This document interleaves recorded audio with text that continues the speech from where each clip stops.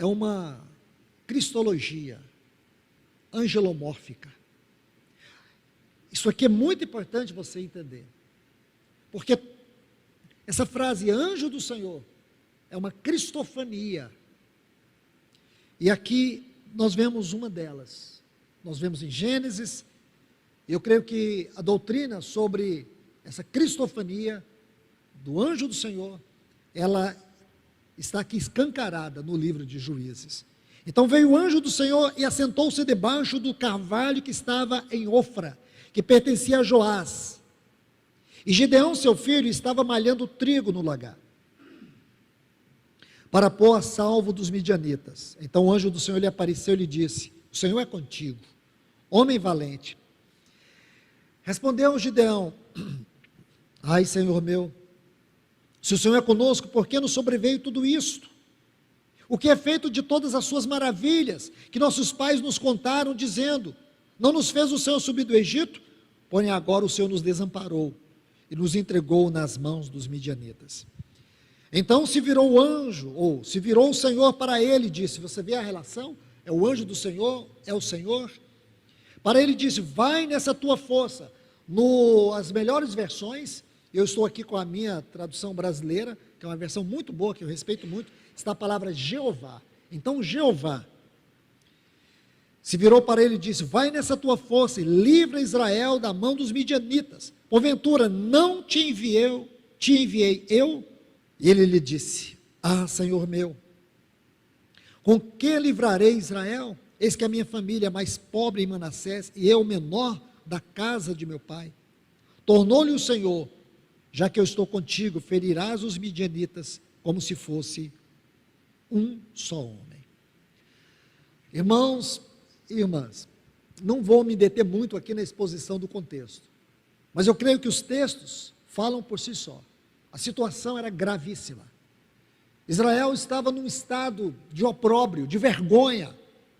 O testemunho do Senhor nesse tempo estava em ruínas. E para entendermos isso, é claro, todo o contexto aqui nos mostrará, desde o capítulo 1 de Juízes, quando Israel decidiu não expulsar aquelas tribos, porque o livro de Josué vai nos falar da divisão das tribos, na possessão das terras.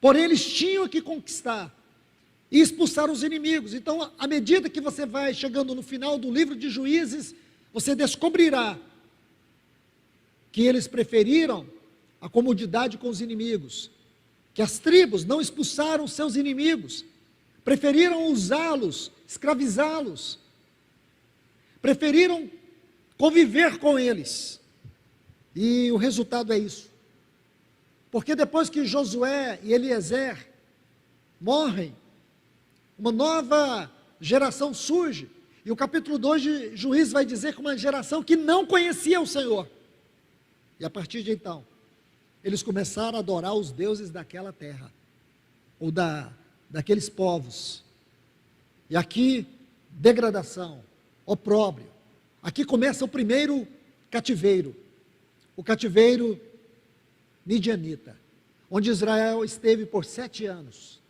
7 anos em estado de opróbrio, 7 anos clamando o Senhor. Primeira coisa que o Senhor enviou um profeta que os fez lembrar dos feitos de Deus. E o ministério profético tem essa conotação de nos lembrar a história.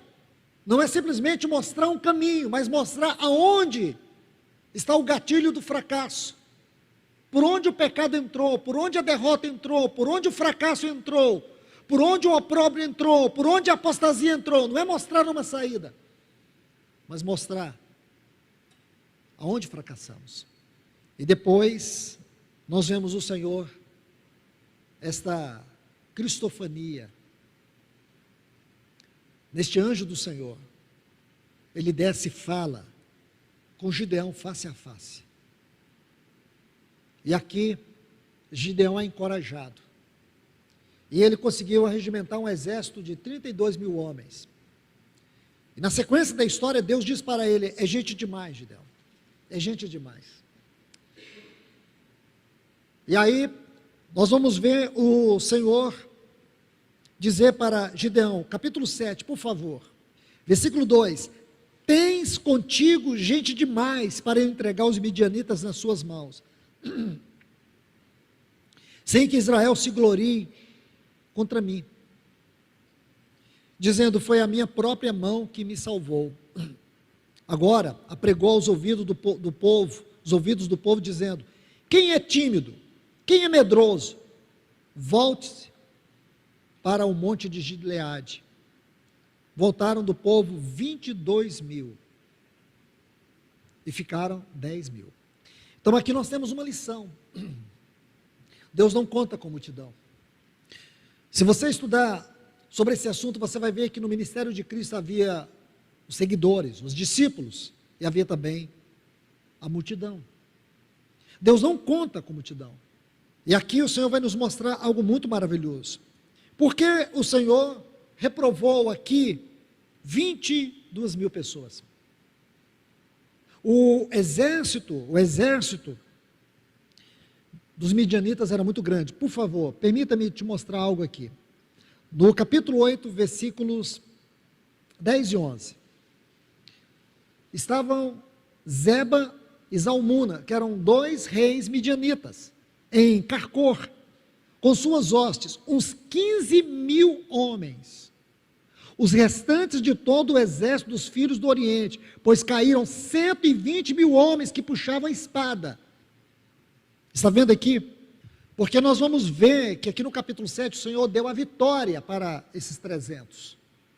Então, 120.000 morreram.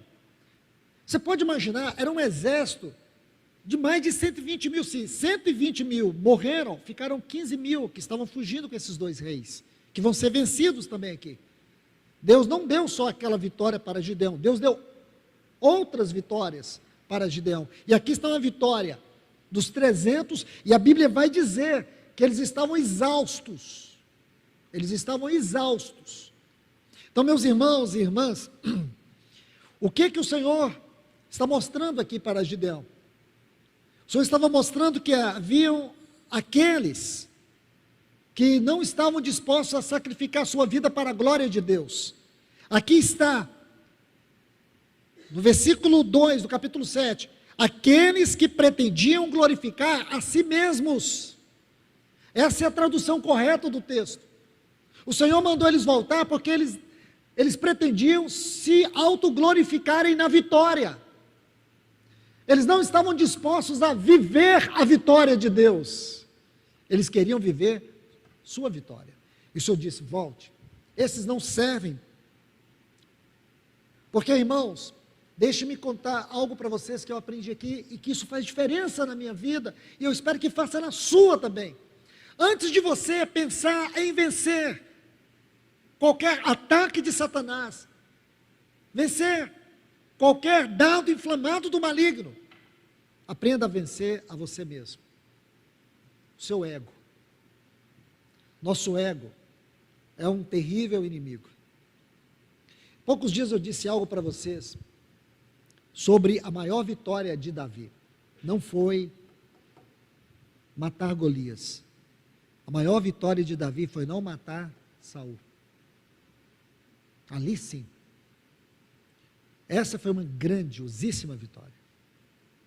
Porque ali envolvia muitos pontos espirituais, inclusive a questão da autoridade espiritual.